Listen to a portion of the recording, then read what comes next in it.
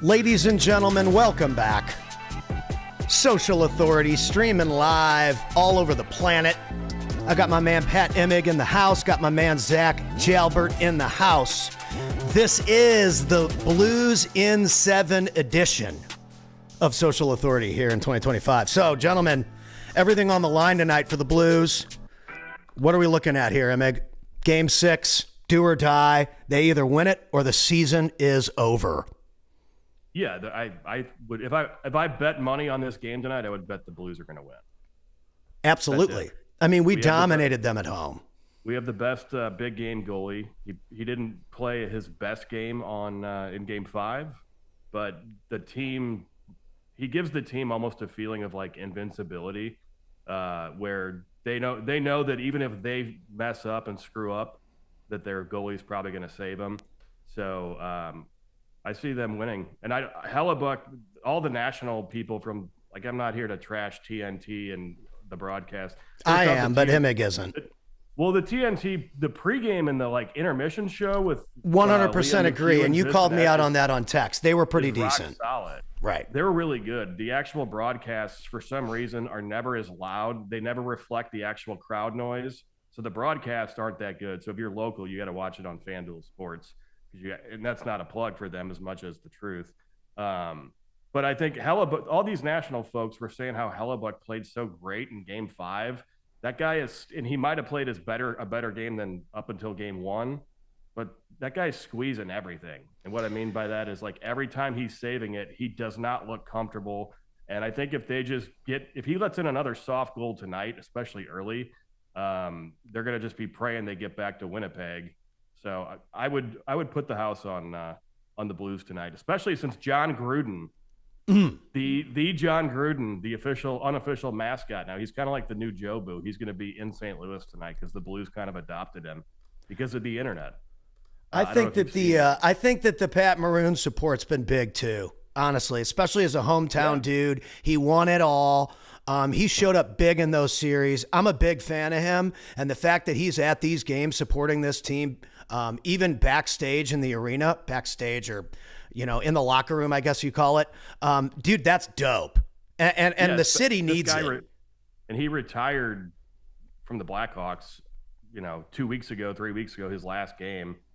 They were in St. Louis for one of his last games. Actually, he announced his retirement in St. Louis in a post-game interview. So it's pretty awesome that he's obviously still kind of like here, and he's a St. Louis boy. So, well, dude, he grew up as a fan and then took it all the way. His name's on the banner now forever.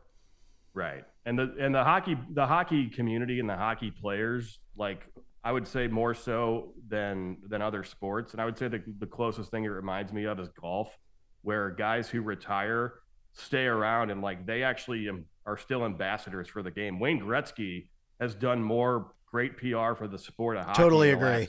3 weeks with the Ovechkin stuff, breaking his record. So hockey is just, to me, it's becoming America's sport. I think people are tired of ref-controlled NFL games. I think baseball, we don't have time to even diagnose why they're failing. And I don't just mean the Cardinals. I mean the sport itself. It's just for me, as someone who likes 4-minute songs, who likes 30-second videos, who's a podcast person, you have to communicate to people the way that they're digesting information in 2025. And the old way of baseball and football, and especially floppy flop basketball, it's just not even the same game as it was when we grew up. Michael Jordan used to get pounded by the Pistons, and you can't even pat LeBron James on the back and he's flailing on the ground like an Italian soccer player. It's pathetic. So, you got to call a spade a spade. Soccer player reference too, because that's very accurate, actually. There's a lot of soccer players that dive, but nobody dives like an Italian in the World Cup. That is. I would argue that I think watching the women's soccer in the World Cup is actually sometimes better for that reason. Totally. Because they run through the play. A lot of times a guy will get hacked. We see this in hockey. A guy will get hacked or slashed or whacked on the side of the arm, and he plays through the play. He works through the play. Whereas other sports, they just flop on the ground because they want to try and draw a foul. It's like, no, back in the day, we called that being a That's right. You got to play through that. And what that's done to those sports, in my opinion, I can't speak for everybody, but the final 2 minutes of a basketball game, whether it's March Madness or whether it's the NBA playoffs, takes 40 minutes. They review everything. And again, back to your point, I think that was well said. The way that today's information cycle and content cycle is, where we're consuming just mass messages and content day in, day out, fast, rapidly. Sports like hockey are growing because, like you said, it's a fast-paced game, and it's the best live sport experience out of the major sports. And I think that night that they had the Four Nations final in February, where it was Canada versus U.S. when Bennington beat Hellebuck, and now the Canadian fans boo Bennington, which is kind of funny. But it's part of the game, bruh. Yeah, that night, baseball, I remember they made an announcement and it showed all their problems with TV, and it's just like, wow. On the same night where everyone's talking about hockey, baseball just took a huge nosedive again. So I think that sport, I don't know what the numbers are, but I would argue that if I was going to put, money behind a sport to become the quote unquote America sport, it would be hockey, which is kind of ironic because it's a Canadian sport, true and true. It is, but I think that it also goes back to the fundamental elements of why we're able to do what we do on the internet and with companies and with clients. And that's the fact that the American capitalist system allows people to bring their talent into an arena and sell it at a mainstream level. And no other country in the world gives you that opportunity. There's no other place on the planet where you can be a talented person from anywhere, from any quarter. It doesn't matter what you look like. It doesn't matter what you smell like. It doesn't matter. If you can bring talent and value to the game, you can get paid millions of dollars. And that's the only reason why the NBA exists, or the NHL or any of these things exist. And now people are tired of soft, just crap all over the place. And America is coming back to the days of Rambo and Rocky Balboa, and people want to see some ass kicking. And they want to see some freaking, Hulkamaniacs and stuff like that. That generation is now the 40 to 50-year-old buyer of products. We want to see grown men kicking ass. That's why people are posting about the playoffs. I've never seen people post about the hockey playoffs more than like this year. Well, it's all over my page from people from all over the country. There's a guy who just liked our stream. I met him through Facebook. He's a Winnipeg fan, but he's an entrepreneur. So, hey, they might beat us. We might beat them. But like, we're all on the same team in entrepreneurship and business. And I think that hockey is becoming... Sounds like Chuck. Right? Hockey's kind of becoming the great equalizer where fans of that aggressive style can kind of root for each other on the ice and off the ice, as Kurt Mueller would say. Dude. I don't know if you saw. Shout out to Ironhead Barbecue. Colorado, it's not just the Blues yet. I watch as many of the playoff games as I can. Dude, the Colorado-Dallas game was nuts last night. Went insane in the third period. That's going to 7. Vegas won their series, which didn't surprise me. They're kind of like the new Colorado of when we were in high school, Pat, and like the Blues had good records but never got farther than the second round.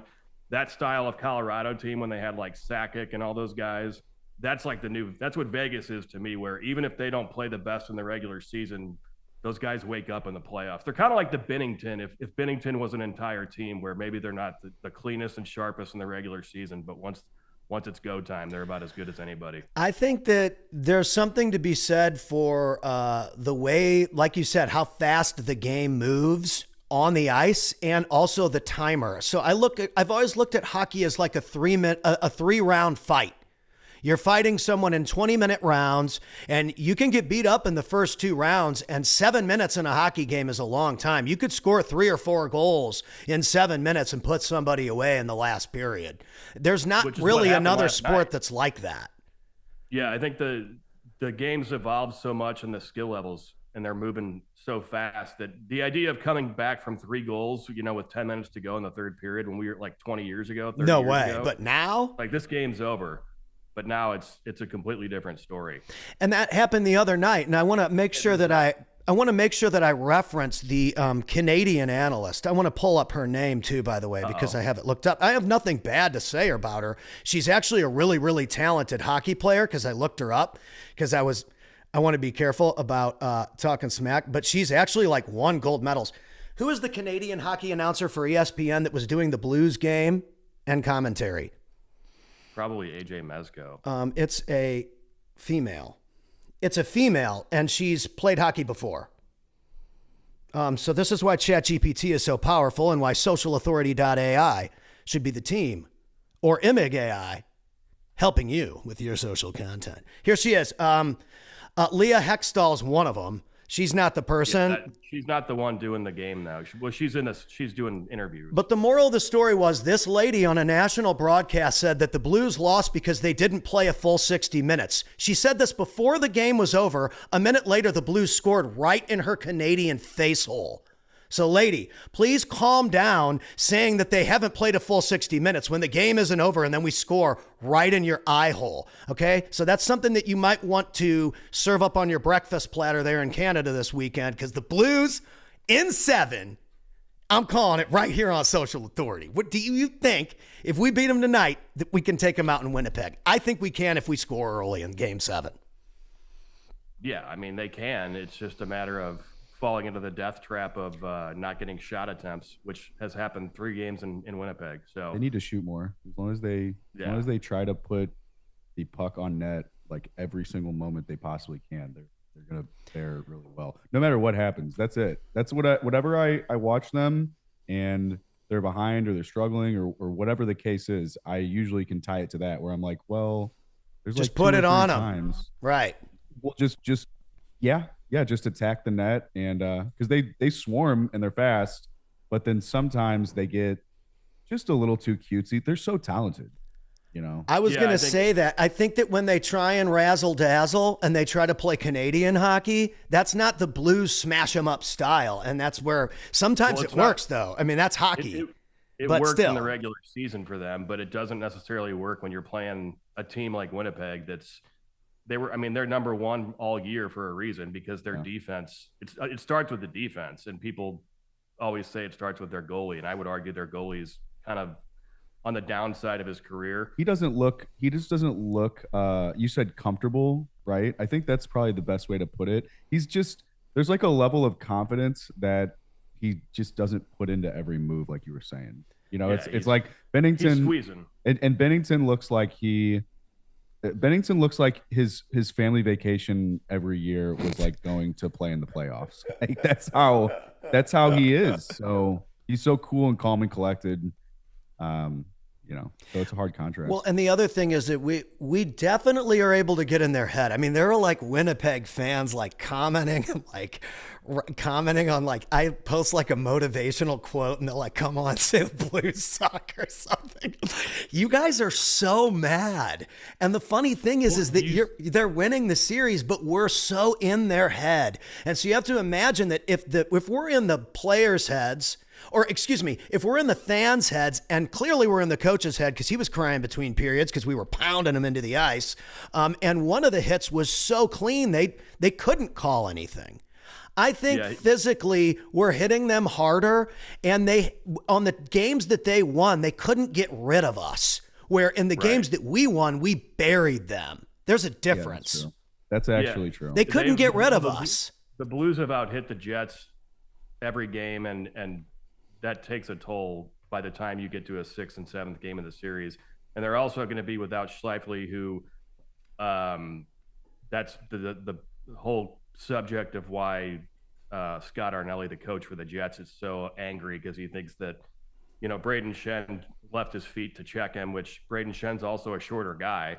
The irony of all of this is that everybody's crying about Shen leaving his feet to check him. This guy did the same thing to Jake Evans 5 years ago. So I'm not saying that it was intentional from Shen, like he was like, I'm going to do to him what he did to that it's guy not. It probably wasn't. But it's called hockey. Correct. And I mean, if you watch playoff hockey today versus 30 years ago, dude, they were like chopping people's heads off. Like it was like, I'm serious. I know. I remember. There's the stuff they would do after the play. Like Marty McSorley. Right. Dale Hunter. Google that one. Dale Hunter and Pierre Turgeon. I will. Pierre Turgeon scores a goal, and then Hunter just comes up and just hits him from behind, like wrecks him. Like slap shot. It is like slap. It's literally slap shot. Yeah. That's like cracking somebody in the octagon after the bell goes off. Right. Imagine that happening. Yeah, it would turn into terrible. a whole nother fight. Terrible to think about. Dude, that's crazy. So, game 6 tonight, my buddy Carl will be there representing for the Social Authority AI squad. That site, if you guys want to go check it out, where it's under construction, but it's getting there. Oh, it's good. There you go. Well, yeah, it's ready. Trust me, it's better than. Is he sitting in the Social Authority suite? I think he is. Oh, you did go in there. Zach's got it ready. Just go. Yeah, it's already ready. Go buy our shit. What am I talking about? I mean, we're gonna keep on keeping on, but it's done. Yeah, go buy our shit. Rock out. Zach built that website. I'm a really great funnel builder. Most of you who follow me know I met Russell Brunson when I was the lunch break guy in 2018 at Grant Cardone's event, and I had no money. And he showed me how to use funnels to get leads and X, Y, and Z. So we kept all of those funnels. They're actually linked at the bottom of that website. I'll always be a ClickFunnels user, but I do think, as Zach has showed me, and is 100% correct about that, an overarching brand website is extremely important for you guys out there. And so I want to make sure that I live by example with everything that I say on the show, everything that I do on my socials. So, Zach, let's break that down real quick. Why that's important for people, because this is a marketing show. And then we'll get to the Blues in 7 finale here. Yeah.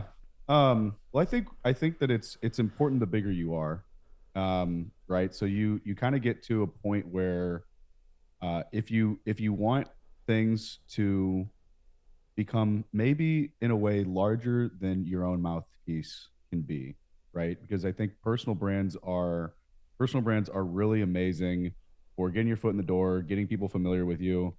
But I think that having a website that is not just a one pager about, whatever. It's not just an offer.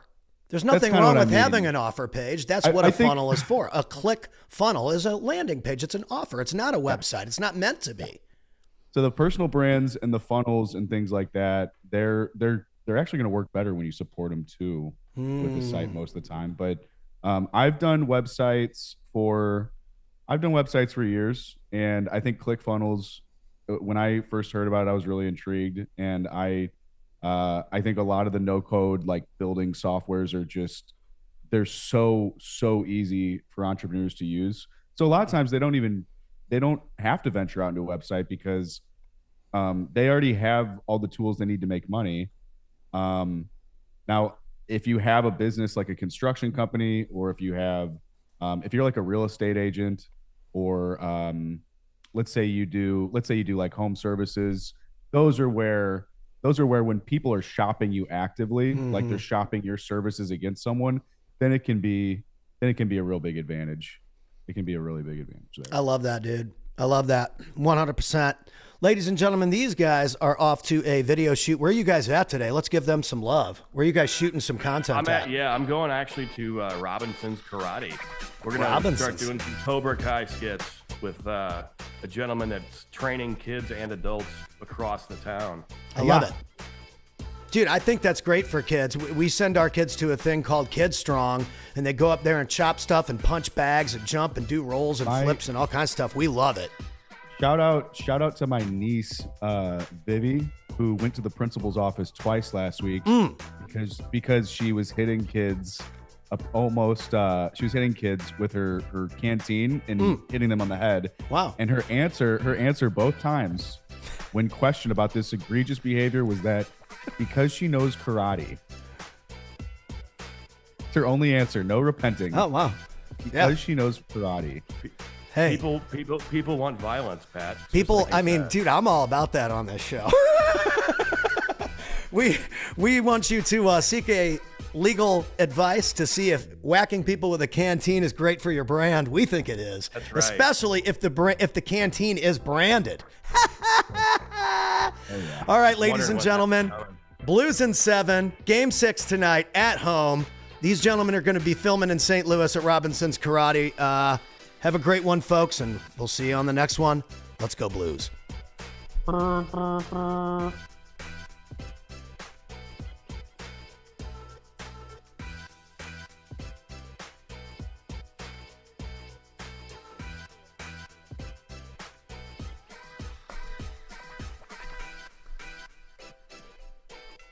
Cool.